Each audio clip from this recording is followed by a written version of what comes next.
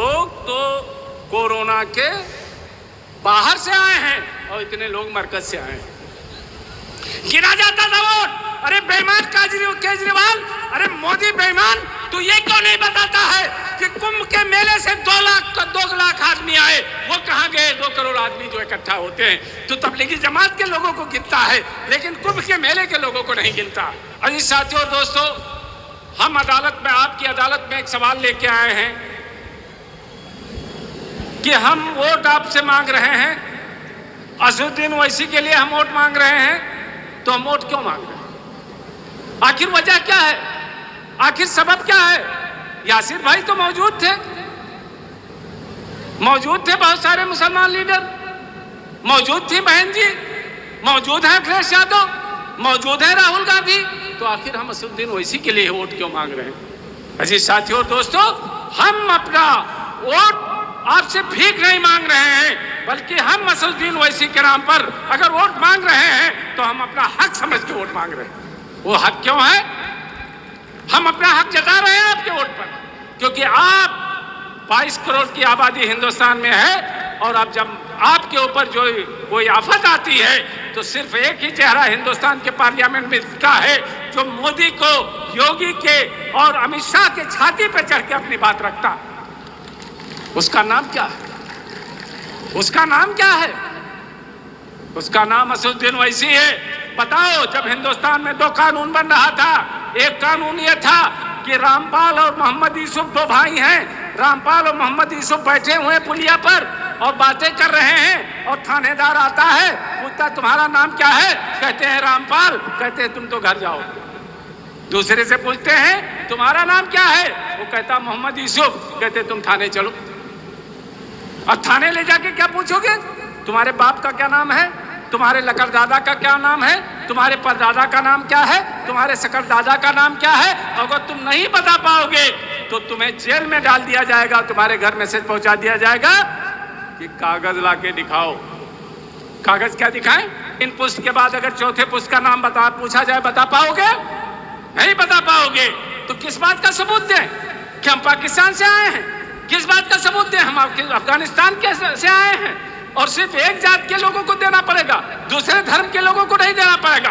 तो असदुद्दीन ओवैसी ने कहा कि अगर हिंदुस्तान में यह कानून है कि हिंदू के लिए अलग कानून होगा, मुसलमान के लिए अलग कानून होगा, तो इस कानून को हम अपने बूट के डोक पे रखते हैं। और भरे सदन में मोदी की छाती पर चढ़कर, अमित शाह की छाती पर चढ़कर उस कानून को फाड़ दिया, उस बिल को फाड़ दिया।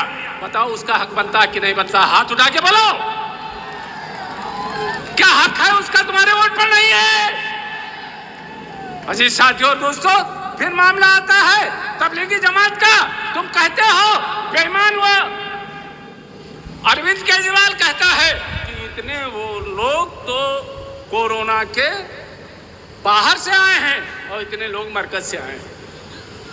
गिरा जाता था वोट, अरे बेईमान केजरीवाल, अरे मोदी बेईमान, तू ये क्यों नहीं बताता है कि कुंभ के मेले से 2 लाख आदमी आए, वो कहाँ गए? 2 करोड़ आदमी जो इकट्ठा होते हैं, तो तबलीगी जमात के लोगों को गिनता है, लेकिन कुंभ के मेले के लोगों को नहीं गिनता। अजीज साथियों दोस्तों, फिर कहते हो 3 तलाक, शरीयत में मुदाखलत की क्या जिम्मेदारी? तुम कौन होते हो जो शरीयत में मुदाखलत करो? शरीयत में मुदाखलत करोगे? एक मर्द और औरत में झगड़ा होगा, मर्द गुस्से में तलाक दे देगा, औरत जो जाएगी थाने पर और पुलिस आएगी, मर्द को गिरफ्तार कर लेगी। अब औरत के 3 बच्चे हैं, वो बच्चे कहां जाएंगे? वो औरत कहां जाएगी? औरत मायके जाएगी, मायके वाले कहेंगे बहनी आई हो तो 2-4 महीना तो रह सकती हो, लेकिन पूरी जिंदगी कौन काटेगा? और ससुराल में आती है तो ससुर कहता मेरे बेटे को जेल में भिजवा के तू ससुराल में रहेगी। सास कहती है मेरे बेटे को भिजवा के जेल तू ससुराल में रहेगी। ननद कहती है तू अब मेरे भाई को जेल में भिजवा के ससुराल में रहेगी। पता चला वो औरत न घर की न घाट की, तो क्या करेगी? भीख मांगेगी, क्योंकि वो दूसरी शादी भी नहीं कर सकती। लेकिन उसकी अहमियत डॉक्टर मन्नान समझते हैं, जो अपनी बीवी को इज्जत के साथ अपने घर में रखते हैं।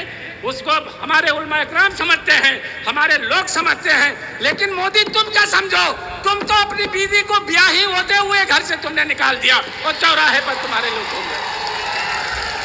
ऐसा आदमी न मोदी की बीवी न योगी की बीवी, आगे नाथ न पीछे पगहा, जिसके नाम से रोवे गधा। तुम आए हमसे सवाल करने, तुम हमारी आंखों में आंख डालोगे? तुम्हारी यह हैसियत? कश्मीर के मुद्दे पर इस मुल्क में कहा गया कि कश्मीर में 370 हटा दिया गया। 370 क्या था हम तुम्हें बताते हैं, जिसपे ये हमारे लीडर खामोश रहते हैं। 370 वो धारा था जब भारत और पाकिस्तान का बंटवारा होने लगा तो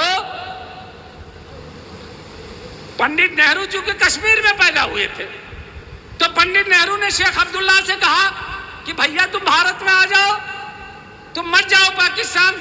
शेख अब्दुल्ला ने कहा ठीक है, हमारे लिए अलग से कानून बना दो। भारत के संविधान में दर्ज हो गया कि 370 आर्टिकल के तहत कश्मीर ऑटोनॉमस कश्मीर रहेगा। आज तुम भारत के संविधान की धज्जियां तुमने उड़ाई, तुमसे 70 हटा दिया 370। आज वहां मां बहनों की आबरू लूटी जा रही है। तुम जीती हुई सरकार को, महबूबा मुफ्ती की चुनी हुई सरकार को तुमने गिरा दिया। हिंदुस्तान में न कोई आलिम बोला, न कोई नेता बोला, न राहुल बोला, न अखिलेश बोली, न सोनिया गांधी बोली, न मायावती बोली।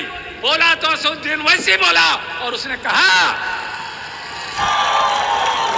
कि भारत के संविधान में 370 दर्ज है, अगर तुमने ये किया है तो संविधान के विरोध में तुमने काम किया।